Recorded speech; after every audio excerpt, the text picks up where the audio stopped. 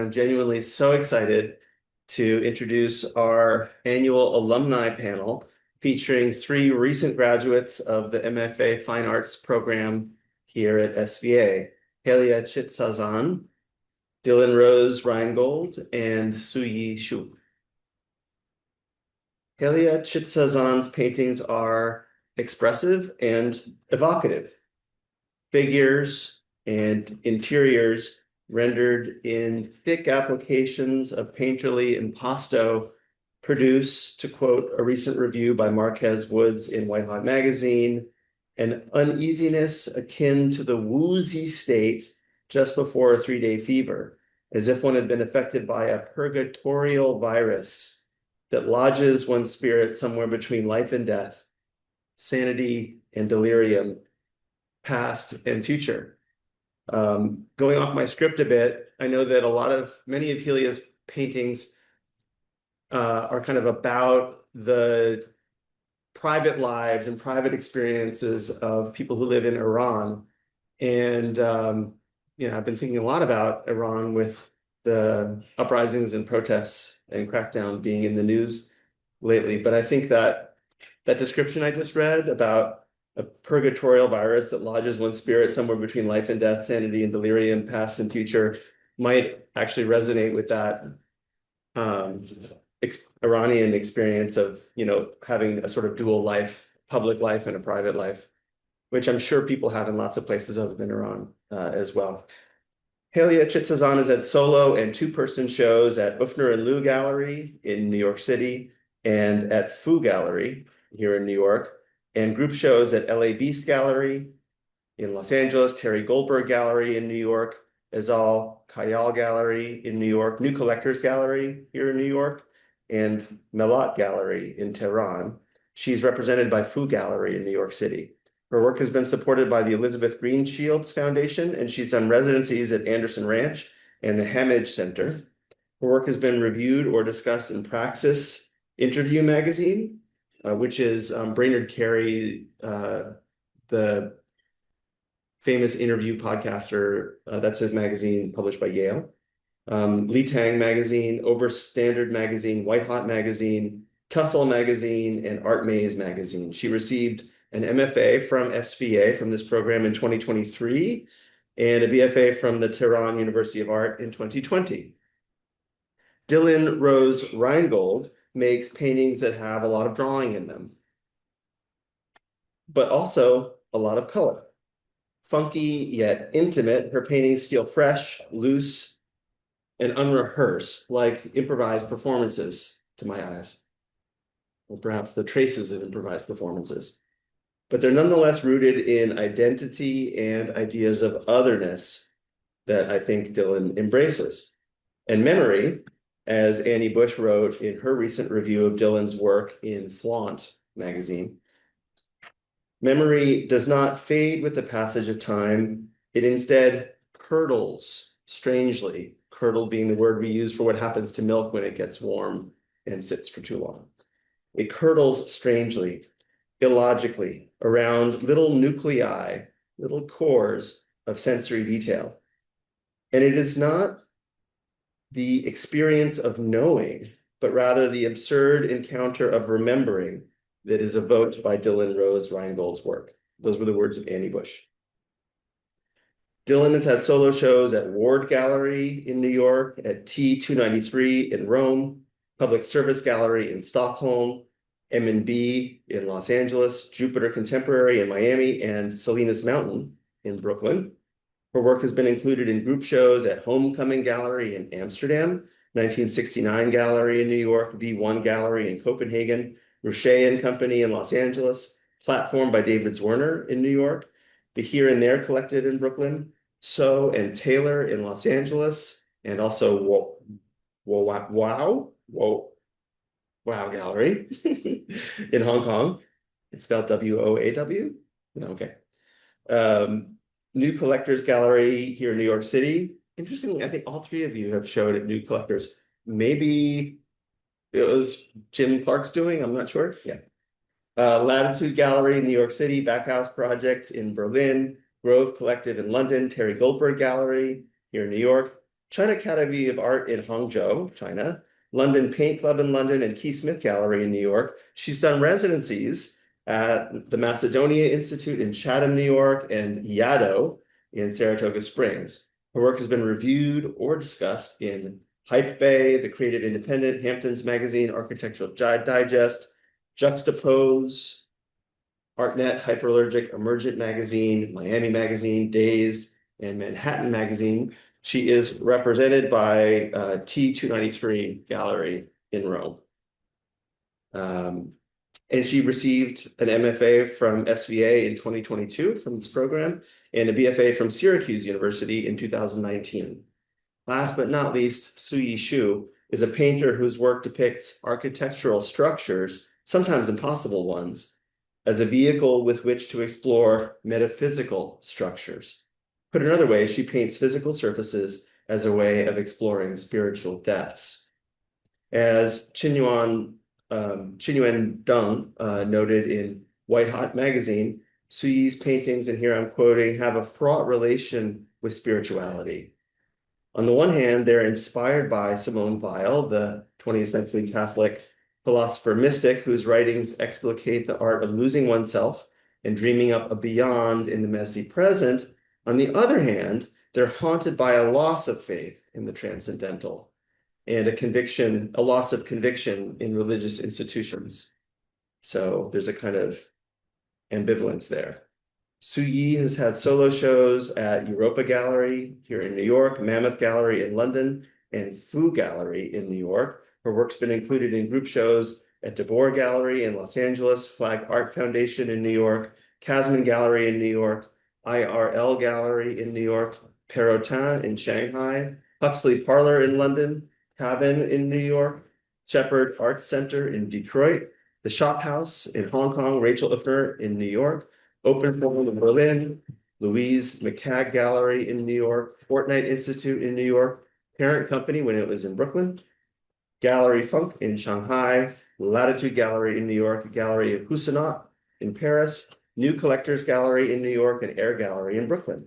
She recently completed a residency at Glogau Artist in Residence, AIR, in Berlin. Her work's been reviewed or discussed in White Hot Magazine, Planet China, Wildflower Press, Divide Magazine, China Underground, Litang Magazine, Tussle Magazine, Not Selected at This Time, and Orenda Arts Journal. She received an MFA from SVA in 2022 and a BA from Barnard College in 2019. So the order, again, we're beginning with Suyi. Suyi, then Dylan. Okay, Suyi, welcome. Thank you, Mark, for the introduction, and thank you, Isabel, for arranging everything. I'm very happy to be here and hope you will too by the end. The title of my talk is Notes on an Autobiography of Painting. It has 17 numbered paragraphs. It will take 15 minutes. I will be speaking over the work at first, and then the work will speak over me.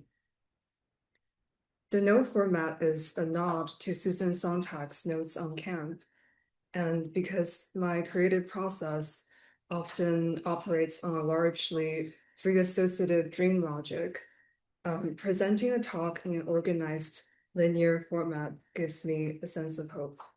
So, number one, I'm a painter of open space and silence. 2, I came to painting late in college. Agnes Martin said it took someone 7 years to start painting, and I'm excited to share that in this new year, I finally started to paint.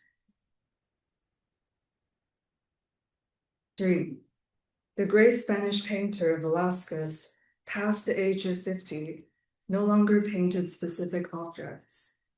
He drifted around things like air, like twilight, catching the nuance of color in the shimmering shadow that he transformed into the invisible core of his silent symphony. Space reigns supreme. This sentiment is echoed by David Hockney, who said in an interview that space is God. 4, I started as a figurative painter. After grad school, I no longer paint a figure in my work. 5. I paint architecture because they are more forgiving than people. 6. I used to be a serial monogamist where I work on one painting at a time and do not stop until it's completely resolved. For instance, I worked on one painting for 3 months. The surface went through constant change, pressure, and metamorphosis. It took up the entirety of my studio wall, and for 3 months I had nowhere to escape or rest. I named this painting The Prisoner. It was never shown and never finished. After this episode, I vowed to never paint like this again. 7. Every painting presented here was made between the year 2022 and 2025. 8. Every painting was made on linen canvas, prepared in a way that preserves the natural color of the fabric. 9. I think of the color of linen as the first color of the painting, and everything I add is a response to the first color.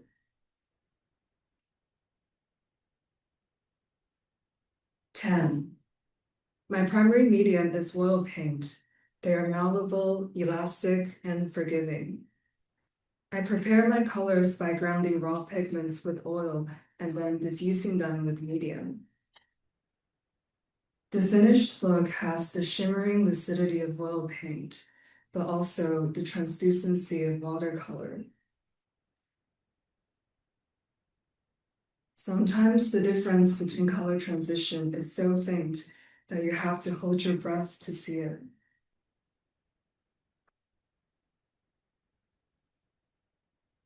11. I had a studio visitor once who said my painting is anti-materiality, to which I passionately objected. They look smooth and spotless in image reproduction, but in person they're full of texture, pores, and veins.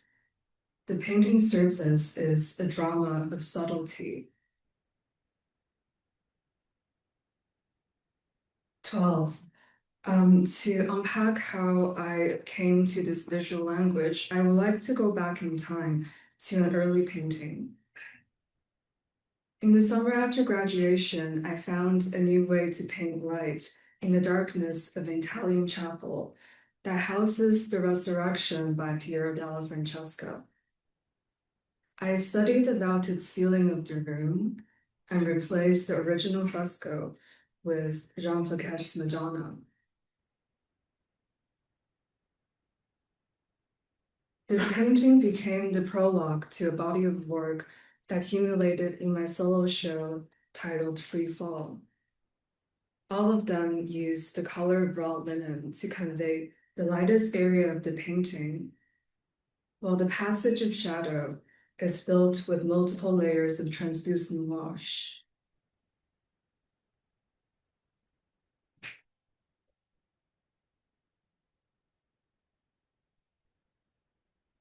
"13. The title of the exhibition is inspired by Hitostero's essay in Free Fall. It charts the history of linear perspective and ends with the gradual disappearance of the horizon line. This progression somehow magically mirrors the transformation that was taking place in my studio in the spring of 23. 14. The Monarch, like numerous other architectural paintings I've made, is based on a real historical space. In this case, it's the Royal Museum of Fine Arts in Antwerp. In the palace, the architecture is modeled after the Louvre in France. I have been fascinated by cultural institutions as sites of worship and power. There's a parallel between historical museums and cathedrals. They both indoctrinate the audience through their supreme beauty. The vanishing point mirrors the viewer as the whole visual paradigm converges into your eyes. It puts you in a position of mastery, I'm drawn to this way of seeing because it's a deeply power-oriented point of view.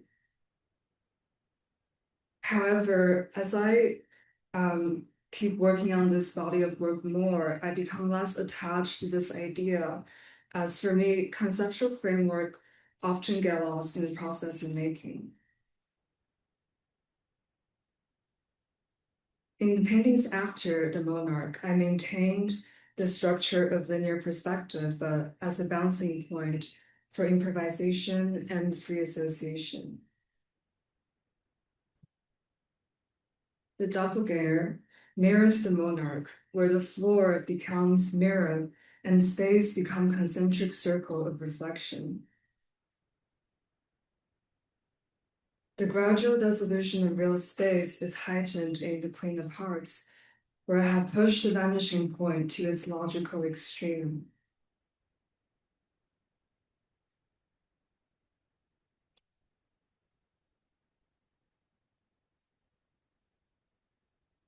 "15. The show started with the architectural experience of worship and ended with a dissolution of gravity in real tangible space. In Apparitions, my second show that followed, I continued this research. Instead of relying on external reference, I was tuning more into my interior vision. This body of work was conceived all together at the same time. They were composed like a geometrical theorem with recurring sets of motifs. Images become a recursive loop that connects across time and space.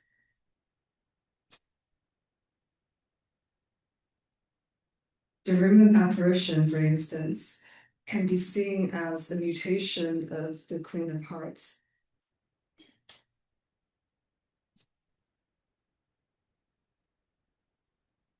In the room of celebration, I revisited the composition of a previous work.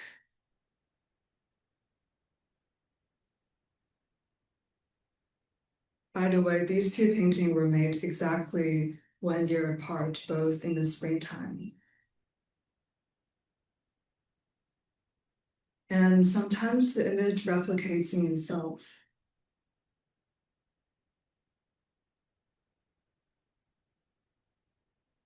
Reflection is never just a mere visual device. It prompts metaphysical thoughts. The philosopher contemporary of Jean Van Eyck compared God's mind to the pointed tip of a highly polished diamond that reflects the likeness of all things.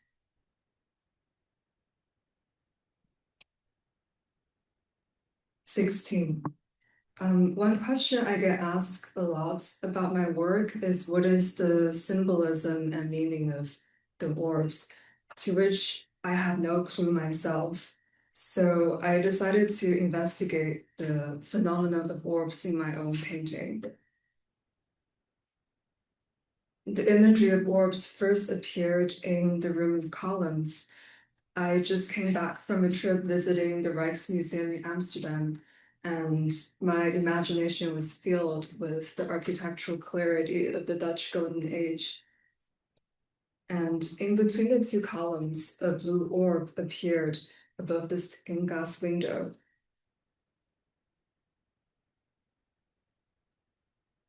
And then they become pearls and guarded the room of pearly gates.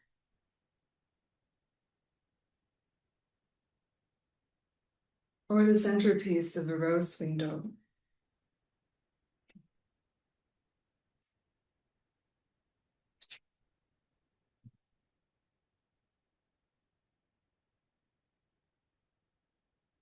Sometimes they take on a more organic, biomorphic form.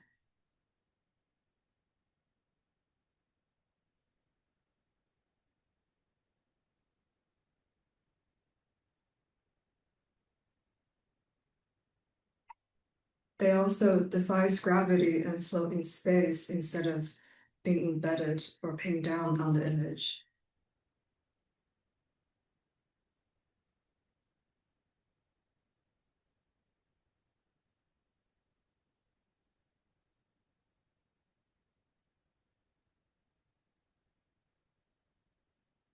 And finally, a constellation among clouds of air.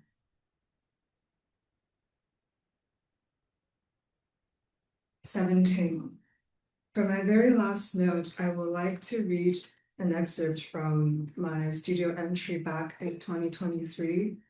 For the past 3 years, I've taken the same walk from my apartment to my studio, and it was a routine that I've come to become deeply attached to.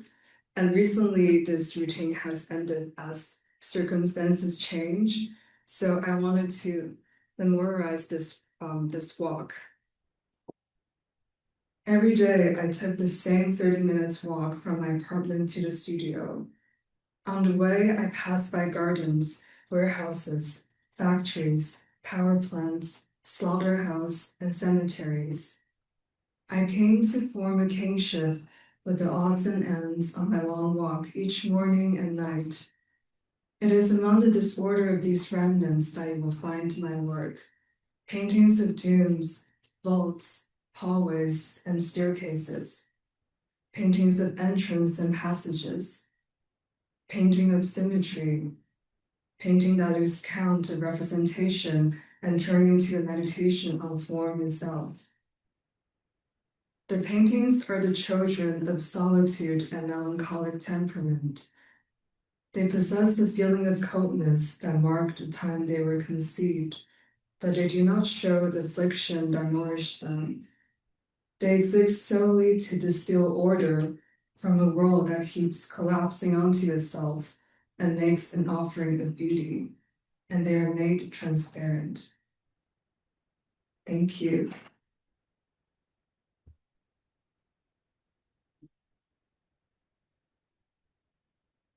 Okay, hi everyone. I'm Rose Rheingold. I'm gonna do my talk a little bit differently than Suyi's. This is gonna be more logistical on how my timeline has kind of like worked out since leaving SBA in 2022. And we'll have questions at the end, but it's very open and transparent just about how I'm kind of like guided through real art world versus school. So I guess before I start, a little bit about myself. I'm a painter. I have a mixed media painting practice that is very much so rooted in drawing. All of my works are done on large scale canvas or large scale paper. When I started at SBA, I was pretty exclusively focused on figurative painting and drawing. And over my 4 semesters here, I think I started to really naturally shift gears and kind of find my voice and style just through trial and error, like I'm sure you guys are doing right now. And something that became really interesting and new to me at the time was abstraction, leaving the portraiture model to more of a figurative, to more of an abstract figurative.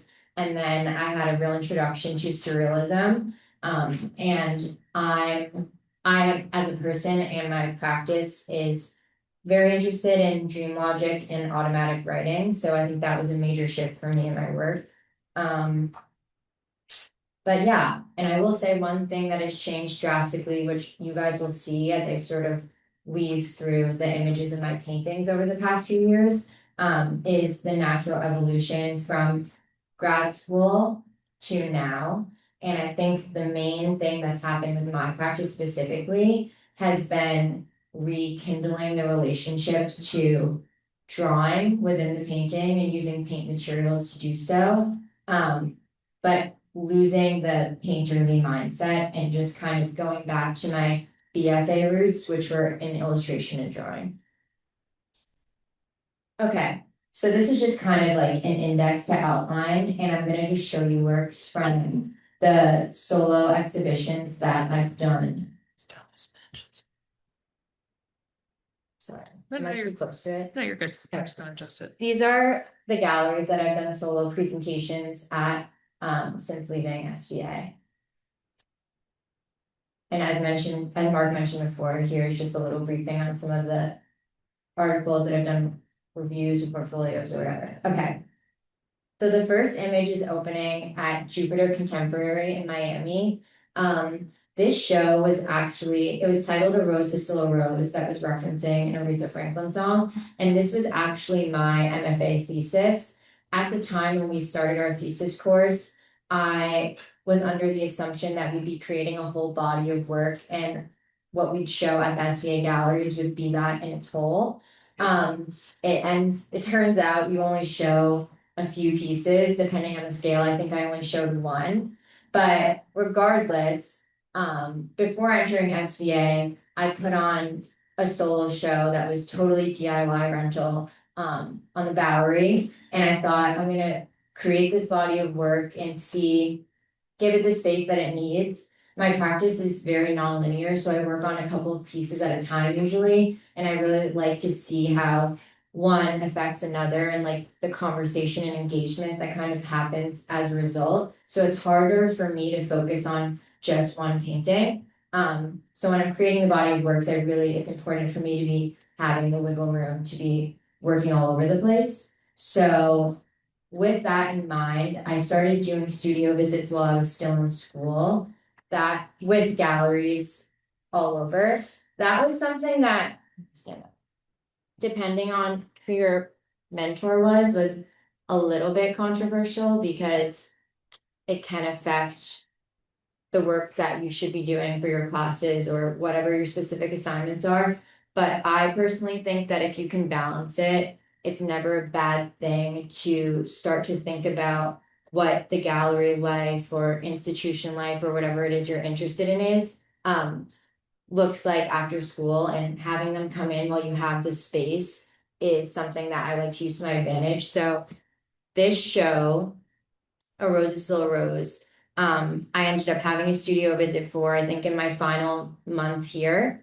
And I met with a gallerist in Miami who was interested in it. And then he ended up showing the whole presentation, I think 4 or 5 months later. So this is my MFA thesis.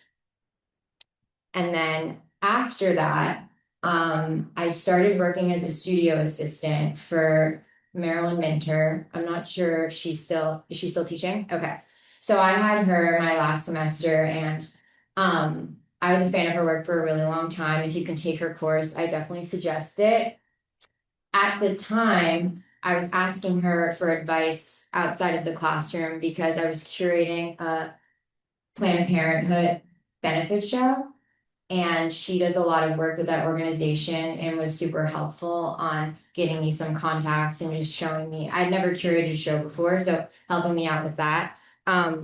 Through those efforts, we formed a relationship, and she asked me to be one of her assistants in her studio. And I think I did that for about 6 or 7 months. And I ended up leaving her studio because I kind of took a leap of faith, but I had some fairs and group shows lining up that was finding really hard to balance being in her studio full time or any other artist studio full time and working on my own work on the weekends. So these are images from 2 of those fairs. The one on the left is from Zanamanco in Mexico City, and the one on the right is Shanghai Art Fair. And these 2 are from Untitled in Miami. So these were all kind of taking form while I was working for Maryland, and led me to get my own studio and try and do this full time on a whim. And the photo on the left was actually the SVA booth at Untitled. Okay, so fast forwarding a little bit, I left Maryland studio. I got my own studio in the Garment District a couple blocks away. Also some advice for you guys when you start looking for studios after school. Everything in New York is obviously very expensive, but there's ways that you can kind of try and find your own like niche opportunities. Mine was looking in the Garment District in Times Square, which isn't the most ideal spot to have a studio. There's not that many other young artists there. But after the pandemic, a lot of fashion showrooms kind of went out of business, and there's a lot of open spaces. So I was able to get one that was month to month that I really enjoyed. I've been there ever since. Shortly after I signed that lease, I started working towards my solo show at T293 in Rome, which is where I'm represented now. And the show is titled Lost in the Dress-Up Bin, and it's made up of paintings and woodcut prints. So this was my favorite painting from that series, and I wanted to attach the image that inspired it next door, which was an old friend of mine. And this series really focused on childhood and escapism in terms of conceptual mindset. And in terms of formalism, this is, I think, when my abstract work became a lot more surreal.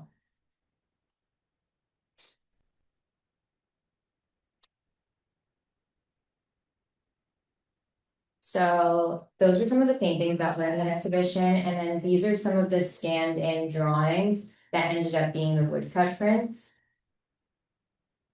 These are the woodcut prints, and I actually was able to get access to, what is the lab called across the street again? The VFL? Yeah, I was able to get access to VFL after the fact, and I used the inkjet printer and just sourced the wood and materials on my own, and then went in with pastel and oil stick and kind of painted over them.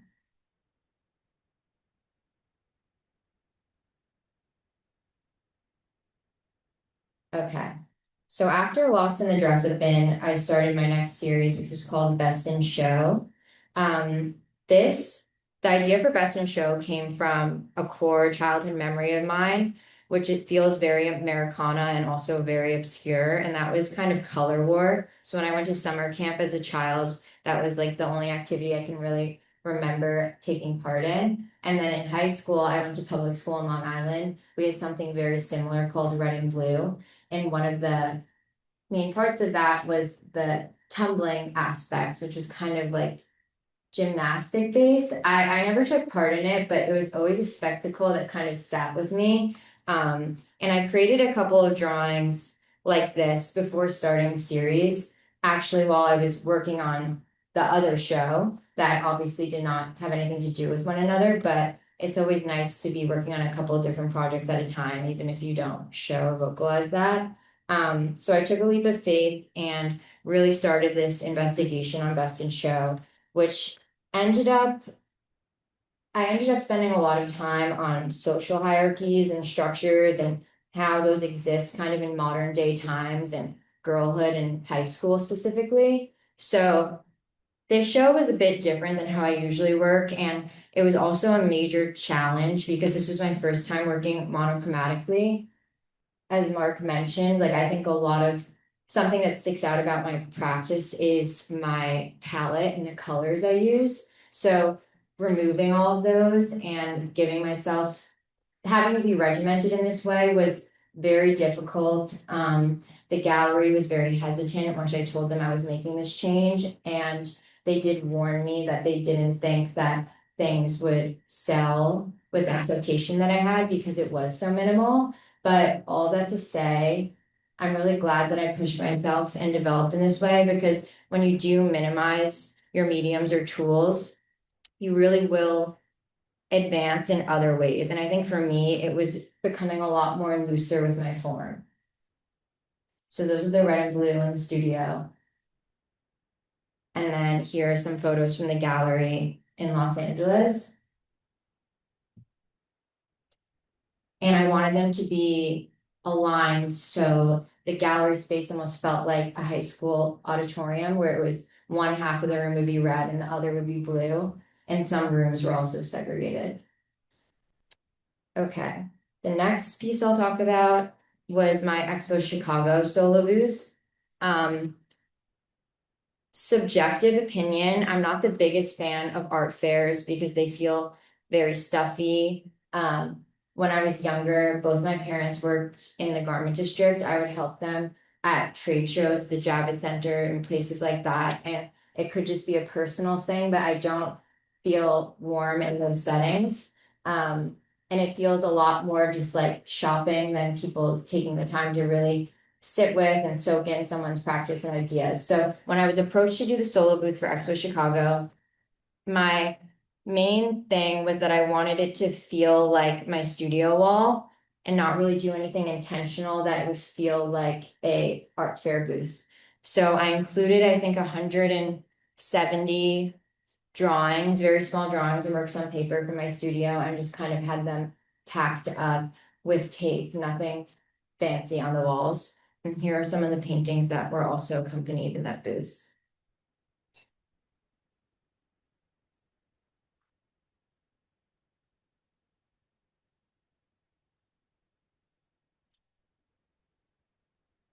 Okay. The next exhibition is called Behind Closed Doors, and this took place in Stockholm. I think going from Lost in the Dress-Up Bin, that was so full of life and so deeply connected to my childhood experiences and memories, and then taking a similar lane with Best in Show, but doing it formally in such a restrictive manner. Behind Closed Doors was a really natural evolution of how like my ideas and practice was evolving, and also it was coming at a time where I was having a lot of formative growth, and I think that showed in this body of work. It feels a lot more vulnerable and personal maybe than anything I've done before. And I think naturally I was thinking a lot about performance and how young women can be put on a pedestal when I was making the color war Tumbling Girls. And I wanted to express that idea a little bit more, but through more of a surrealist lens here.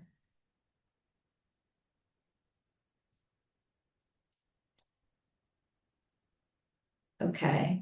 The next series is called Shadow Talk, and I included this because this is the drawing that really birthed that whole idea.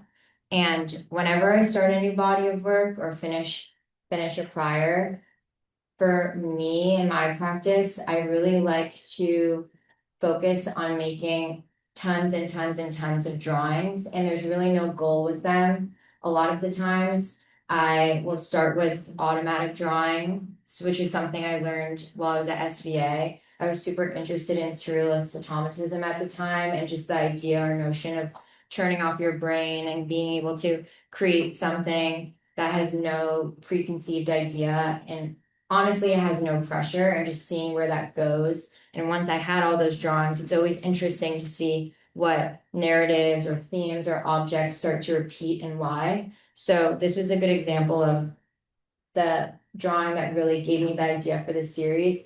But once I was looking on the floor at hundreds of drawings, seeing all of the drawings that kind of felt like a very similar idea. Sorry. Okay. I'm almost done. Good.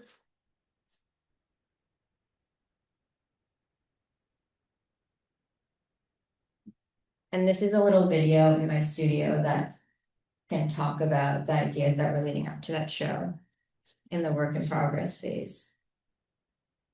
My name is Rose Rheingold. This body of work is called Shadow Talk. Rooted in a mix of domestic interiors and dreamscapes, I've been playing a lot with elements of space, memory, and nostalgia. These new paintings are my largest scale to date, and for the first time, I feel like I'm able to truly take a life-size approach within my subject matter. The idea for these paintings first started within the lens of performance, thinking about spotlights, light sources, and just physical glimpses of exposure that entailed this sort of forced reveal within a coming-of-age public platform.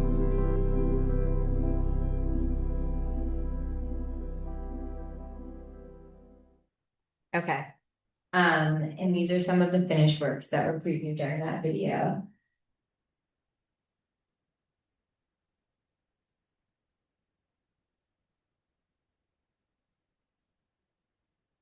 And the final show that I had was in Soho this May. It was titled The Blueprint. This was the most fun out of the group, and to be transparent, a total DIY grassroots initiative. I met an art writer and a curator just through attending some gallery shows and friends of friends, I think 6 months, maybe a year max prior, and we got to talking. They had just put on their first group show at another DIY rental space on the Lower East Side, and they did a studio visit. They did a couple of visits, and I hadn't planned on it, but I really connect with them and their whole MO, and they really supported and were connecting with my practice and the ideas that I had. And I think, like you guys, whenever you're making a show, you don't end up showing all of the works that you intend to when you're creating or planning for that show. Or at least for me and a lot of the artists I know, there's always a few pieces that you work on. A lot of people will paint over them or destroy them or whatever. I try and keep all of mine just as like a timestamp and something to refer back to. But this show is titled The Blueprint, ironically, because it's kind of made up of a misfit concoction of works that I had never showed before, that I didn't plan on showing until I had that visit. And when you get to talking to other people, sometimes it really just takes someone putting a mirror in front of your face and saying, like, these works are great, you spent the time on them, you don't have to feel so pressured that once you release them out into the world, everyone's going to think that your practice or style has to be this way. And it was a real eye-opening experience for me that I suggest openly to all other young artists, just collaborating with others in that way. This is one of the pieces from it. And as I mentioned, one of the directors from that gallery is a writer. And this was one of my favorite write-ups or reviews I've ever had for one of my pieces. So I just wanted to include it. And I'm going to wrap this up just with talking about some things that I've done outside the White Cube gallery space, just for myself or in other sects of the art world. And one of those things, as I mentioned, was I curated a couple of shows in support of Planned Parenthood. This was one of them. This was another one the next year. And for anyone who's like interested in doing things charitable or just doing things with other artists and wanting to meet people or have conversations or collaborate with people you feel like-minded with, it's scary to put yourself out there, but once you do it, a lot of people are usually thinking the same thing and are very open to help or be included and are welcoming in many ways. This was another charitable engagement I was involved with for the Artist Play Project this year. And this was another charitable engagement, which was my first collaboration with I guess it was another brand or studio, but I was approached by two different interior design firms and basically made a limited collection where I painted directly on their light fixtures, and we staged their showroom to kind of show some of my paintings, and all of the proceeds went to charity at the Ali Forney Center. This is something similar at a library that I let have my work. And then to wrap up what I'm doing now in terms of the evolution of my practice is I've been doing a lot of teaching and workshops, and I'm actually taking some classes now to get my teaching certification for public school in New York State. I know that this program lets you teach in a college or university or a private school after graduating. So I'm just kind of finishing up to have all the options out, and yeah, that's it.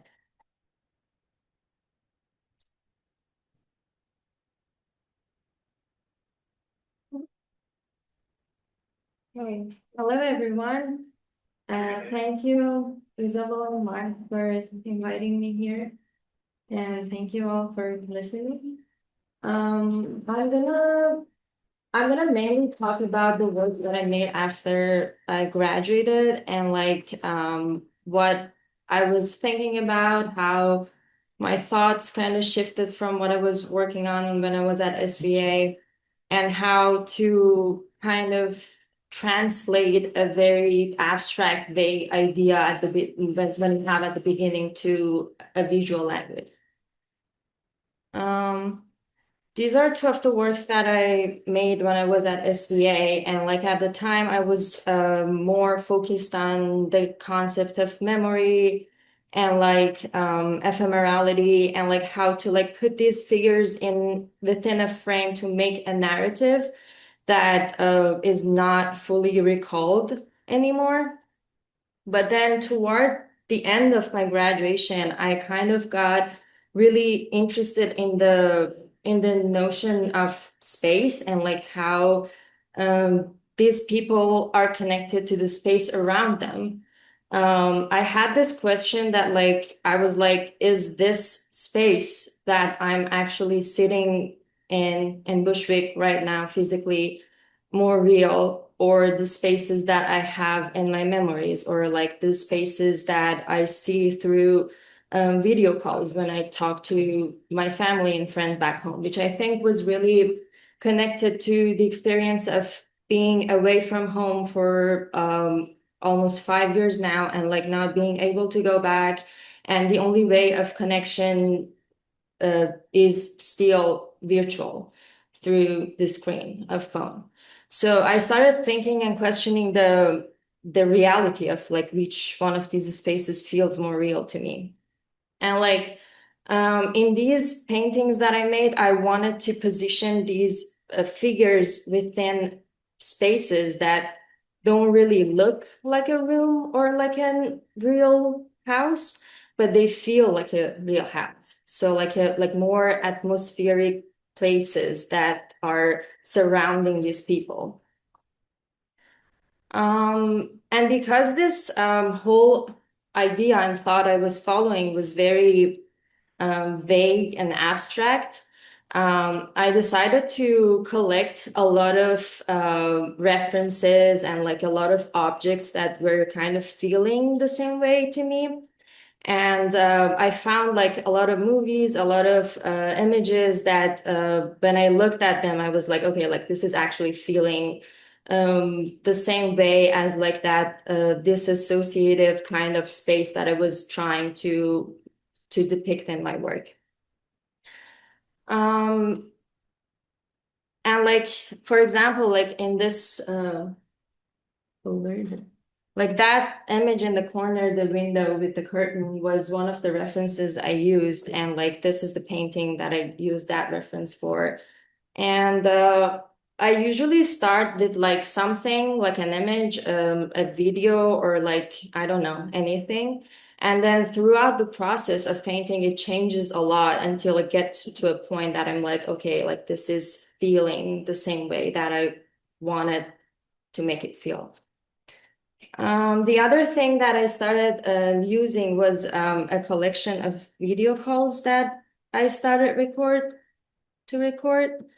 And what I really liked about them was that it just really could show that space that I was thinking about, like a distance.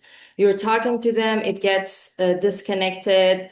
And when you record these videos, it just records the video. It doesn't have any sound. So like when you go back to them and look at them, you kind of have to like remember what you were even talking about. What was this event? So like the amount of information that gets recorded these videos are very limited. So it makes you to imagine more when you're working from them.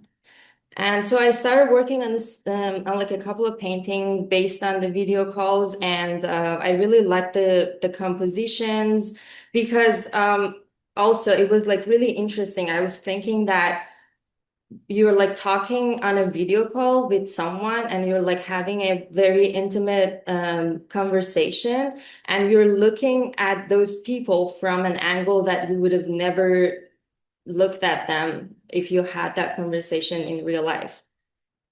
So the composition and like also the fact that you see a lot of the ceiling rather than the floor was making the whole image more floating than grounding.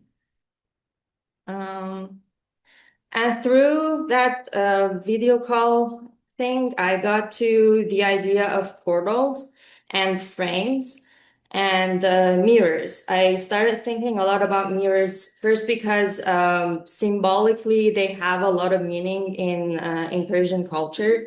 Like in our poetry, it means the heart or the soul, or like in a lot of in a lot of events like our new year or like weddings, mirrors are used as a as like a transitional portal to a new phase of life.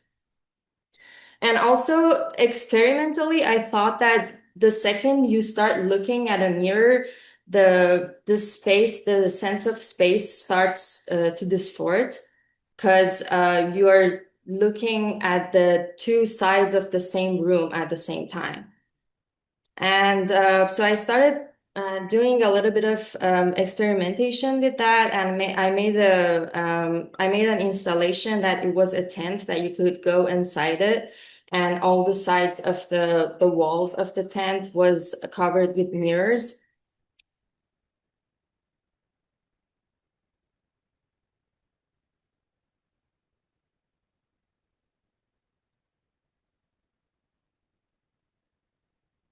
Which was, yeah, it was really unsettling to be there. And it was very close to that kind of, I don't know, like abstract thought that I had. And it gave me kind of like a visual clue to what I'm actually visually looking for.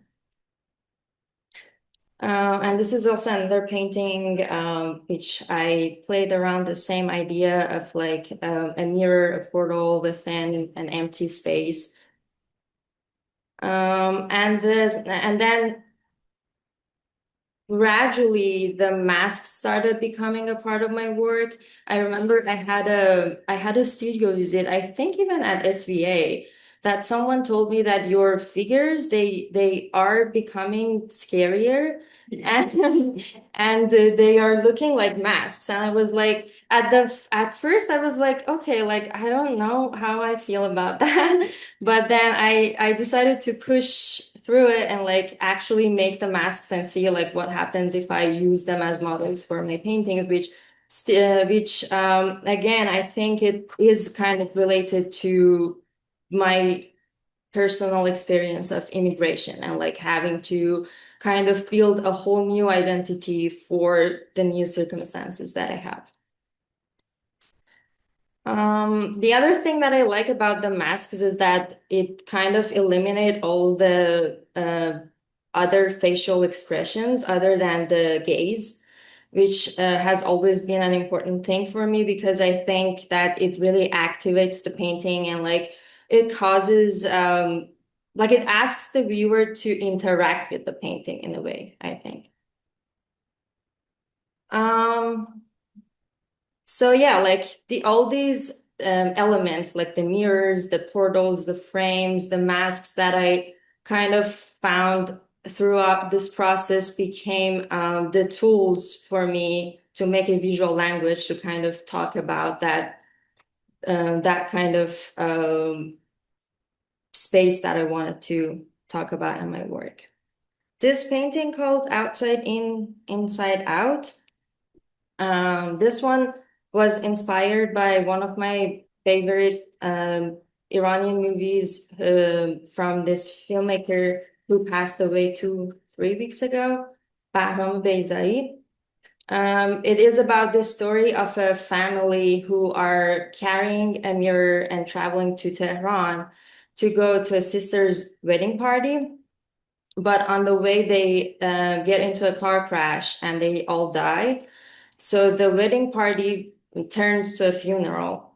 But at the end of the movie, the family, the supposedly dead family, walks in to the funeral with the mirror in their hands. And at that point, the mirror really works as a portal between the death and life and the wedding and the funeral. And this is a shot from the movie.